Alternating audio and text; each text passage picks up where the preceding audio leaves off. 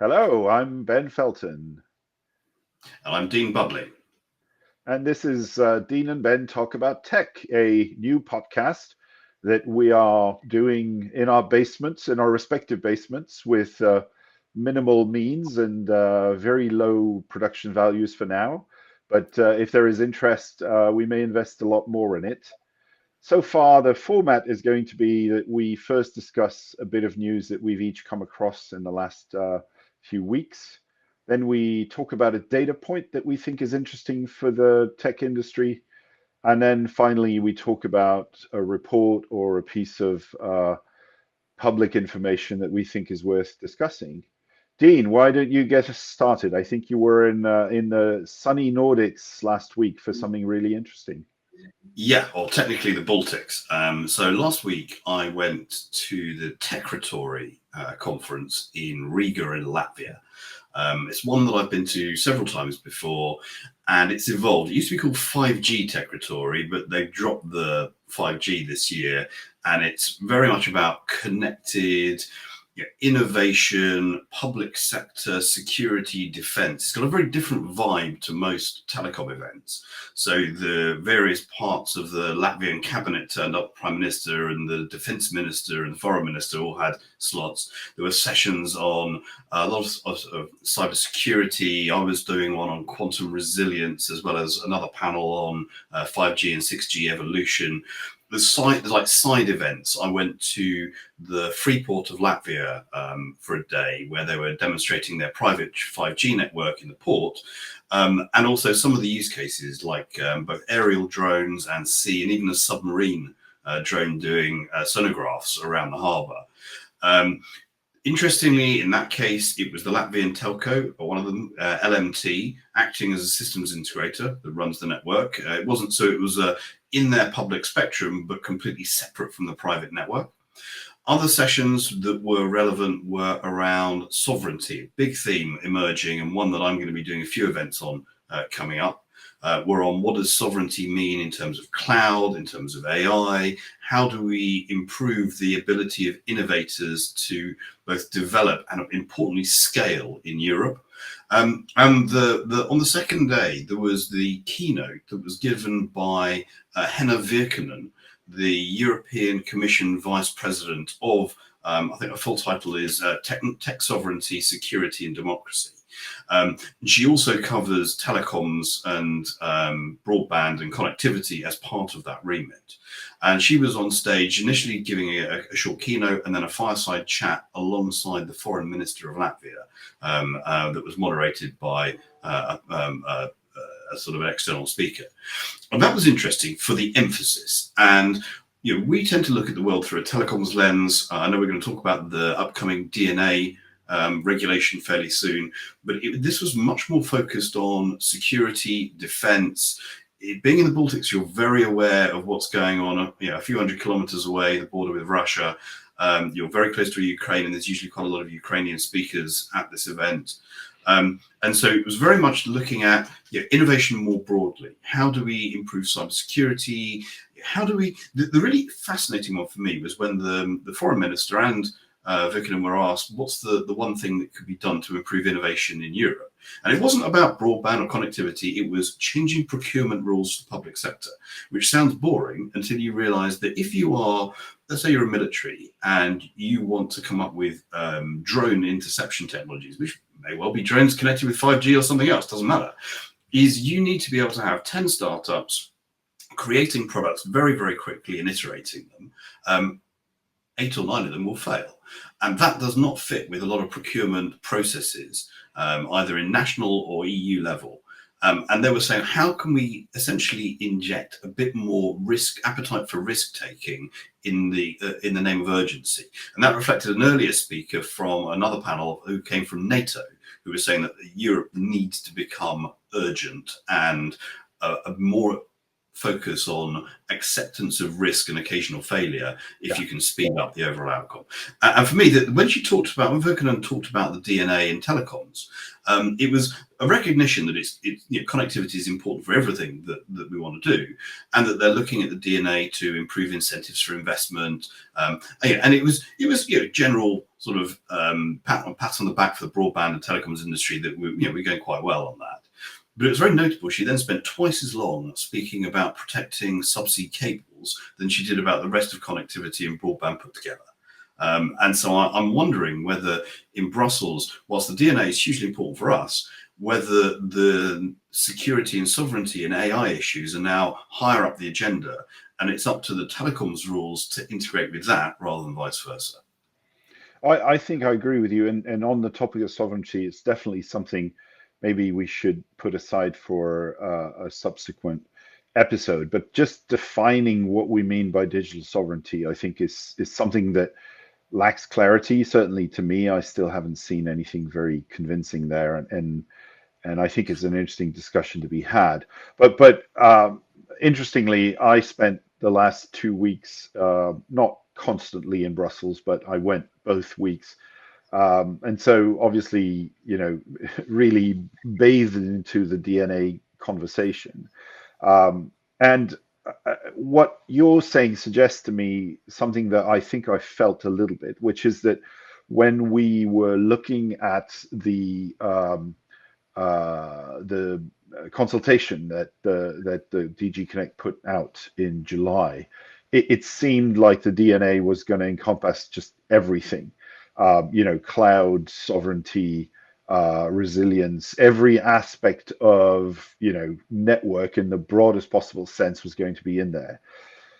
The impression that I get now is that they have walked back from this to a certain extent. I mean, obviously, until December, we won't know exactly to which extent, but I suspect there's a couple of things at work here. The first one is obviously we have not seen the results of that consultation, but I suspect there was probably more pushback than they expected on some of the things that were or seemed, to be going out of scope much further. And then the other thing is that obviously the way that these kinds of laws are passed through, the proposal from the Commission is just the first step. And there are past examples in living memory about 10 years ago of such proposals being so broad and so large encompassing that they actually fail entirely and they get shrunk down to virtually nothing in Parliament.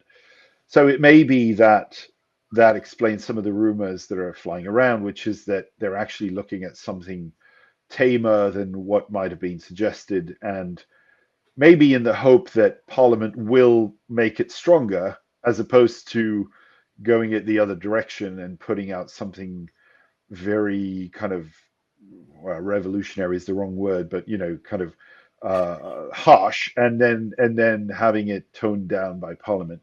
One thing is for sure, well, not for sure, nothing's for sure, but the suggestion from all of this is that probably the more extreme views that basically the regulatory framework needed to be at the same time put down and rebuilt and also expanded to every player in the ecosystem, that might be overambitious to what we actually see coming out in December.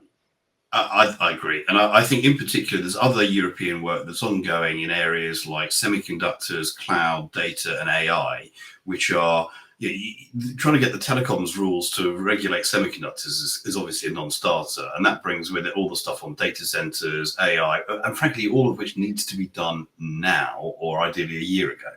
And so I think that the inevitable toing and froing on the telecoms and DNA means that actually, coming back to this urgency theme, the Cloud and Data and AI Act are probably going to happen first and then pull the telecom stuff into its orbit.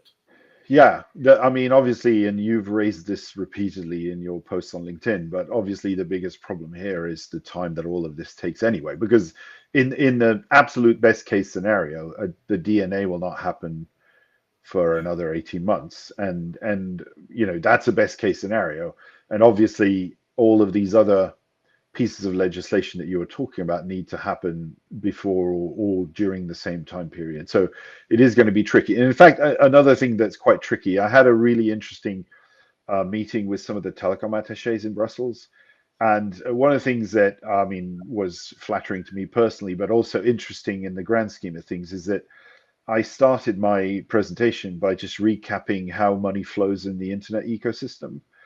And afterwards, a few of them came to me and said, could we have those slides? Because we struggle to explain this to our politicians.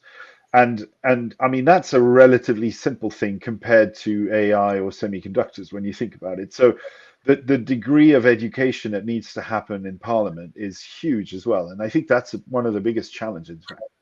It's always a challenge. I think we could talk about that for a long time. I think we should probably move on to the next item, which was the data point.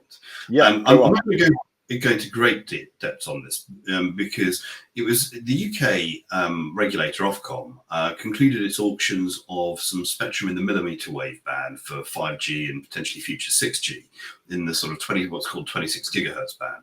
And what was notable was how low the sums bid were. Essentially, what's now the three operators each bid the same £13 million. So for a total of 39 million, that's million with an M, they've got access to hundreds of megahertz of spectrum in that band.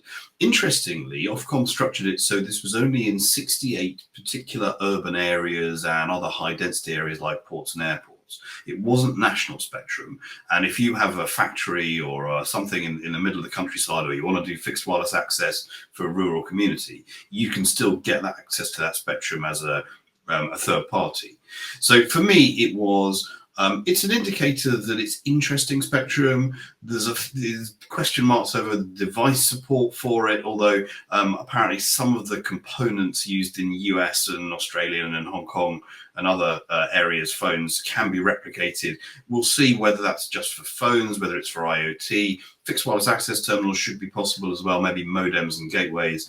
But to me, that would look like a very pragmatic outcome. And frankly, it fits in with a general ethos, and not everywhere, but a lot of places. We're moving away from spectrum auctions designed to raise the maximum amount in fees for Treasury, and instead being what I like to think of as being more useful for and pragmatic value.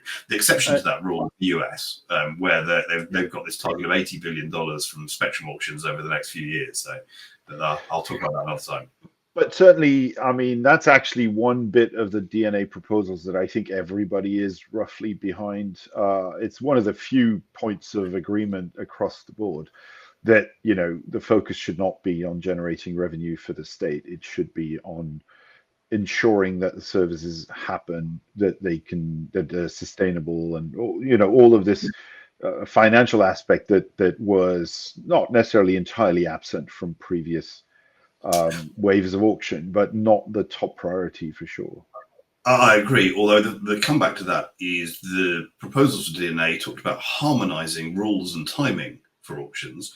And actually, to me, this highlights the relevance of having ones that are customized for particular national regulators, because each country in Europe has got a different topological and geographical spread out of where the density of demand is, existing incumbent users in those bands, different building construction materials. Does the particular piece of spectrum work through the walls and windows of a house or an office building, and the timing.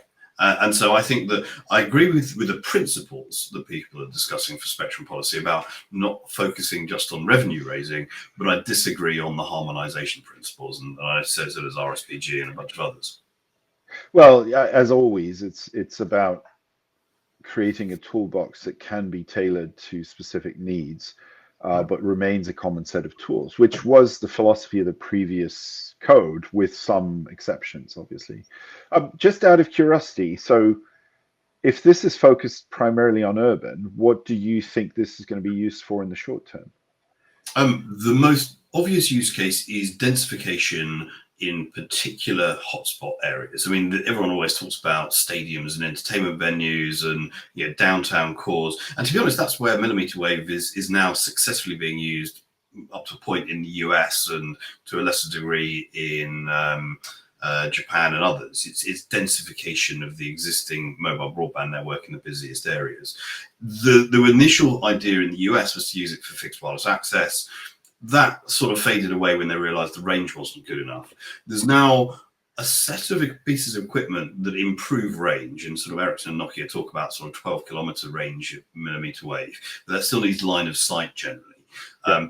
That maybe has uses for things like MDUs. I saw a really interesting one, a thing at the Network X exhibition of essentially putting a millimeter wave terminal on the roof of an MDU and then feeding through the building with the existing wiring. The really interesting side of that was the ability to do open access on fixed wireless, because most fixed wireless is like vertically integrated. There isn't really a wholesale model. And what essentially Nokia and a company called Encode had done was essentially look like mapping retail ISPs to sort of quasi MVNOs over the mobile bit, and then back to allowing that so users in the MDU could choose between retail ISPs. Yeah. That's interesting, and it's also interesting that it doesn't seem like there's a need to address the rural FWA shortages or whatever. Not in a structured way at a national level, anyway. Yeah, you got lots of spectrum options for that. You don't need millimeter wave. You can do it in 6 gigahertz. You can do it in all sorts of bands. You've got a fair amount of optionality there. The UK's shared access licenses in 3.8 to 4.2 are used quite widely for that in some areas. I think one of the things that this raises for me as well is that when it comes to connectivity policy, FWA has essentially been dismissed at a European level as being not something that really plays into the mix. And I think that was possibly a legitimate position 5 years ago.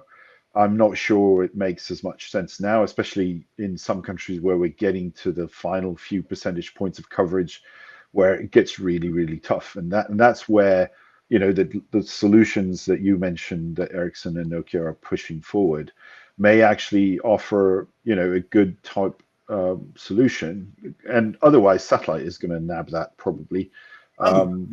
Yeah, up to a point. I mean, we'll see in Europe.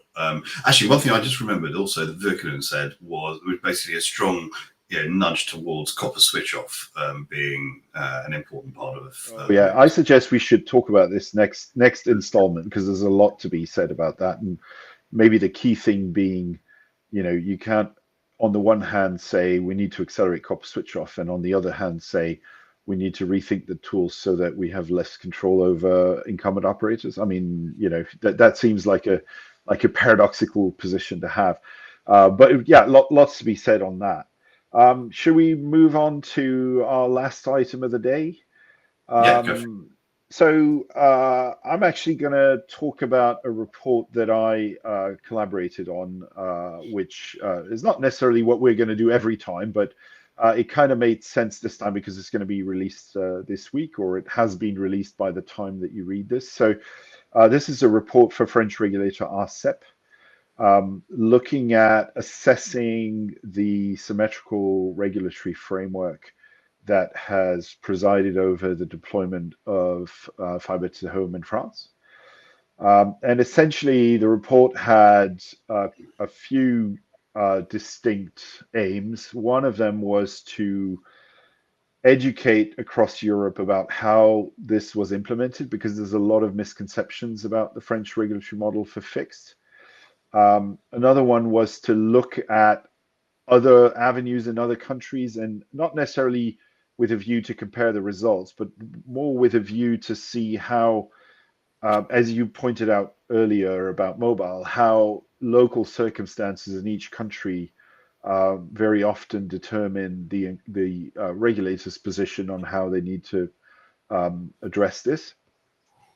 And finally, to examine in the context of the possibility of regulatory changes, how dependent the French model may be on the existing regulatory toolbox. And so one of the things that I found fascinating was that even though I'm French and I have followed RCEP's work for a long time, I realized that, I had a lot of misconceptions about the model as well. I think the biggest one is that everybody thinks that there is a different set of rules for urban and then for, let's say, high density rural, not high density rural, but to say suburban and and lower density, but still some density, and then the deep rural. In actual fact, there's a single set of rules across all three. It's just that the modes of implementation are a little bit different. So in all three sets of circumstances, you have a portion of the network that has to be shared between competitors.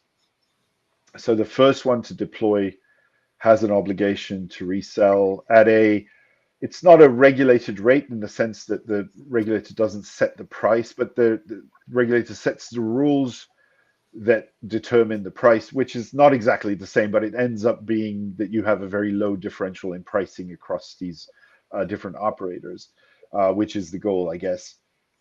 So in dense urban, you would have mostly the vertical inside a building that would be shared, and that's it. And then as you move further out, you're going to have a longer portion of that same line that's going to be shared across, but the same rules apply, the same mechanisms apply.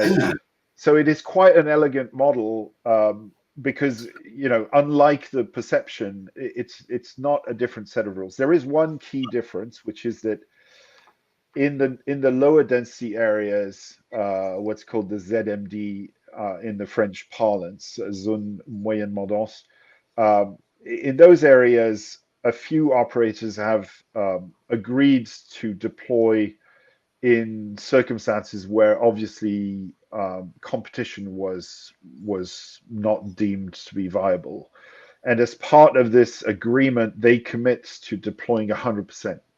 So there is actually a binding legal document between them and the state that says that they are committed to deploying everywhere. Ironically, in very dense areas, that does not exist.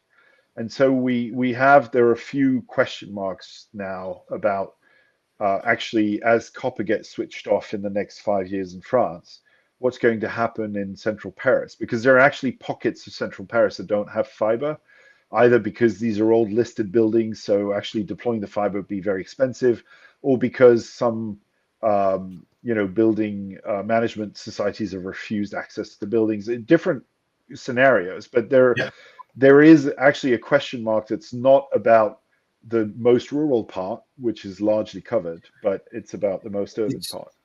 Urban hotspots. I mean, to some extent, I live in one, because I live in a sort of mews off of mews, not in France, in London. And although we've got cable and we've got quite decent DSL, we don't have full fibre, and it's not entirely clear whether anyone would bother running a spur off the main street and then into the sort of gated mews that I'm in.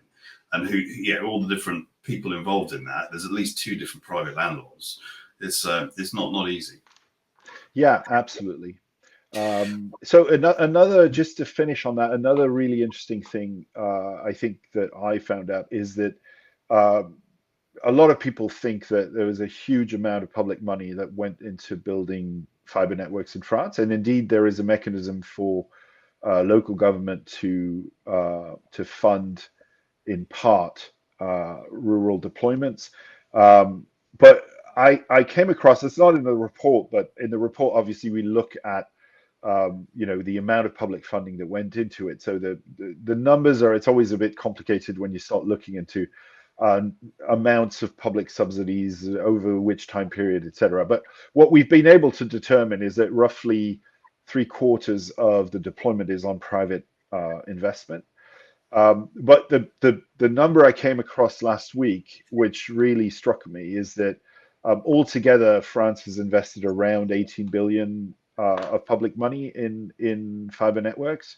Apparently, Germany has invested 30.